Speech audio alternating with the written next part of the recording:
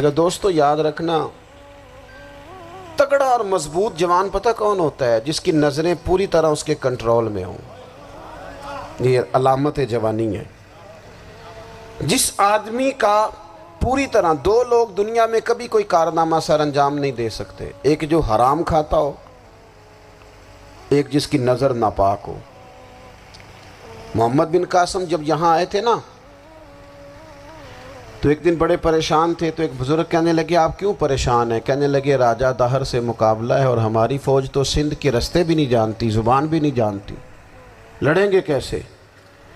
2-4 دن کے بعد ان بزرگوں کی دوبارہ محمد بن قاسم سے ملاقات ہوئی تو بڑے خوش تھے۔ کہا اب آپ کیوں خوش ہیں؟ کہنے لگے وہ میرا مقابلہ نہیں کر سکتا، میں نے تحقیق کر لی ہے۔ کہا کیوں؟